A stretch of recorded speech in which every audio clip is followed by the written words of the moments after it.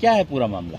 मामला ये है कि जो जल्दी किसी आदमी है उनकी गलती है, उनका जो भांजा है गाँव निवासी है, उनका लेन देन था पैसों के मामले में। उन्होंने कुछ दिए थे, उन्होंने कुछ दिए थे, उनका आपस में डिस्प्यूट था। तो कल शाम को वो आए थे 9 बजे के आसपास। आने के बाद में जिस पहले उन्होंने बातचीत की वैसे सामान्य, थोड़ी उत्तेजना हो गई दोनों में। उसके बाद में हाथापाई पे आ गए। उसके बाद से उन्होंने एक गाड़ी पीछे खड़ी की हुई थी, उसको फ़ोन किया, उसने हल्के बुला लिए।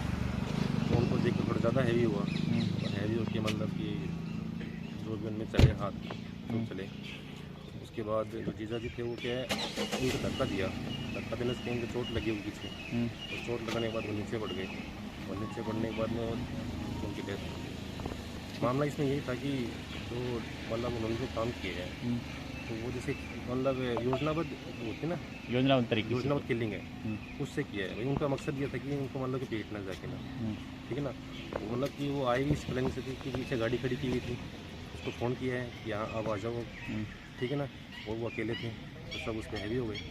हैवी होने के बाद उन पर अटैक किया गया, ठीक है ना। न्यूज से वहाँ गुड़गांव, वो उनके दोनों का जो निवास स्थान है उनका गुड़गांव ही है, ठीक है ना। तो वहाँ उनसे मिल लेते, वो उन्हें गाँव में स्पेशल आए, तो उनको मालूम था कि संडे को आज आए हुए हैं, ठीक है ना जीजा जी। तब उन पर अटैक किया है, ये चीज़ थी वहाँ। आनंद जी, रात क्या घटना घटी, क्या है पूरा मामला? देखो उस टाइम हम तो थे नहीं, कहीं बाहर थे गाड़ी पे। हमारे पास तो फ़ोन गया था उस टाइम तक, हमारे जब तक तो डेथ हो चुकी। मामला क्या था? मामला तो इनके मामा भांजा का कुछ आपस में लेन देन का ही है, लेकिन जो उसने किया ये बहुत गलत किया।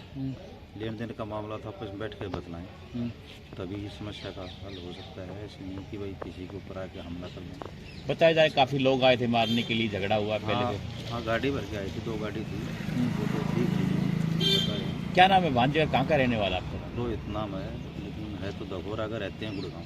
अच्छा। तो ये जो भी किया है गलत किया उसने। जो रात को घटना घटी है, क्या मामला था पूरा? वो कुछ बात हो गई थी मेरे पापा और उसमें दोनों मेरे जो वो उनके भाई है, मेरे भैया हैं बुआ जी के, उनके बीच में कुछ वो बातें चल रही थी। मैं जैसे ठंडा लाने के लिए गया था बाहर। मेरे को इतना, मैं आया जब तब मैंने ठंडा मम्मी को दिया, फिर वो एकदम से शोर मचने लग गया।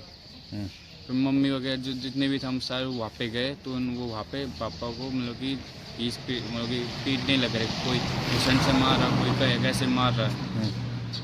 और फिर वो मेरी मम्मी मेरी मौसी वगैरह बचाने गई, तो वो जो मेरी भाभी थी उन्होंने उनको हाथापाई में उनकी वो एक दो वो बचाने के चक्कर में फिर वो तो चले गए।